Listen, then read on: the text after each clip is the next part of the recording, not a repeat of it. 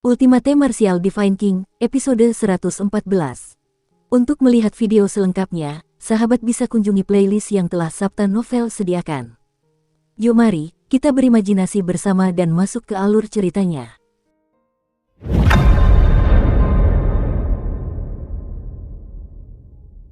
Gemuruh, melihat Chu Hen yang terkubur di reruntuhan, wajah hantu darah tangan jagal menampakkan senyum mengerikan. Bajingan kecil, kalau kau tidak punya kemampuan, jangan mencoba menjadi pahlawan dan menyelamatkan gadis yang sedang dalam kesulitan. Ketika Chu Hen mengejarnya, hantu darah tidak pernah berpikir untuk melepaskannya. Lagi pula, ia dicari oleh seluruh dinasti bintang suci. Bagaimana mungkin ia membiarkan Chu Hen pergi dan mengungkap keberadaannya? Kemudian, tubuh hantu darah itu bergerak dan dia bergegas menerjang malam. Namun, tidak lama setelah Sue Gui pergi, bebatuan yang berserakan di tanah terangkat, dan sesosok tubuh dengan pakaian agak berantakan merangkak keluar dari tumpukan batu. Kalau orang lain melihat kejadian ini pasti kaget bukan kepalang, sampai-sampai tidak bisa berkata apa-apa. Kekuatan telapak tangan hantu darah cukup untuk membunuh musuh manapun yang berada di alam pembukaan elemental. Dalam keadaan normal, Chu Hen yang berada di alam pembukaan elemental tingkat ke-6 tidak akan mampu bertahan hidup. Namun, Chu Hen hanya menderita beberapa luka ringan. Dalam kegelapan, Chu Hen menatap ke arah hilangnya hantu darah.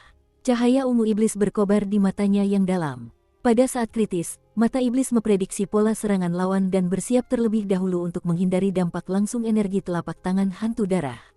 Pada saat kritis, sepasang mata iblis menyelamatkan hidupnya sekali lagi. Kapan Guru Silan dan yang lainnya tiba?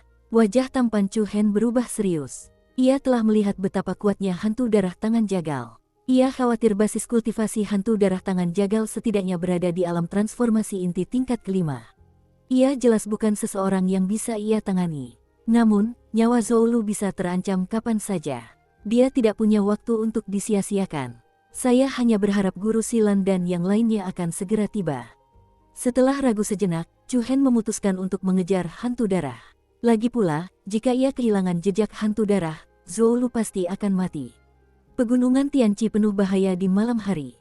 Pupil mata Chu Hen telah berubah menjadi ungu iblis. Di bawah deteksi mata iblis, makhluk apapun dengan fluktuasi kekuatan spiritual tidak dapat lolos dari tatapan Chu Hen. Mengandalkan batas garis keturunan tubuh suci mata iblis, Chu Hen berjalan melewati pegunungan tanpa tekanan apapun. Tentu saja, Chu Hen tidak berani gegabah, juga tidak berani mengejar terlalu dekat. Ia hanya menggunakan jejak yang tertinggal di tanah untuk melacak perkiraan lokasi hantu darah. Waktu berlalu menit demi menit, detik demi detik. Matahari dan bulan berputar, dan kegelapan pun surut.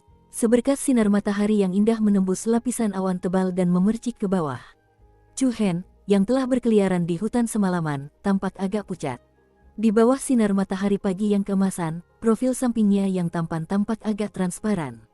Di sana, Chu Hen mengangkat alisnya. Saat ini, dia samar-samar mendengar suara Zhou. Ia tak kuasa menahan napas lega. Setidaknya gadis itu masih hidup. Selama ia masih hidup, masih ada harapan ia bisa menghidupkannya kembali. Sambil diam-diam berharap guru dari prefektur Tensei akan segera menemukannya, Chu Hen dengan hati-hati mengikutinya.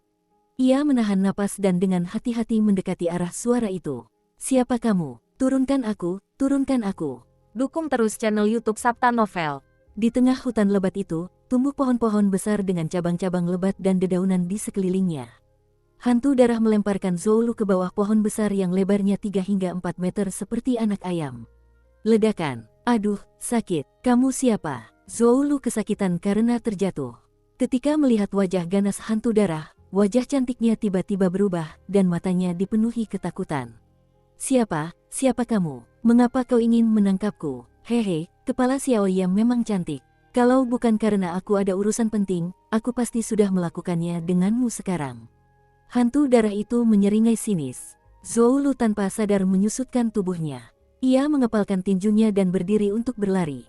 Akan tetapi, bagaimana Zhou bisa lolos dari hantu darah yang memiliki basis kultivasi alam transformasi inti?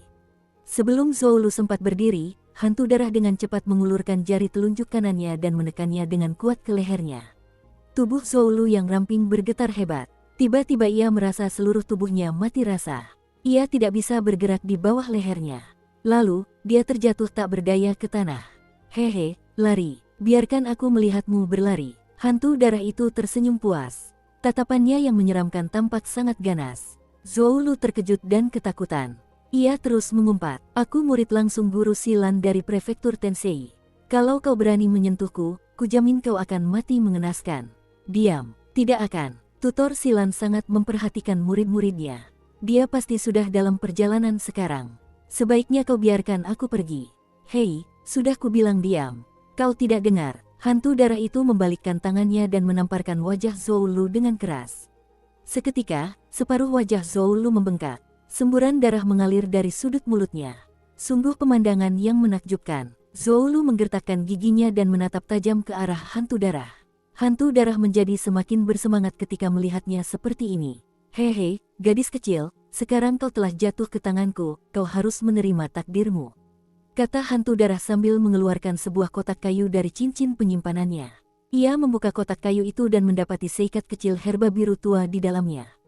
Kemudian, ia menyalakan ramuan itu dan segumpal asap hijau yang hampir transparan mengepul.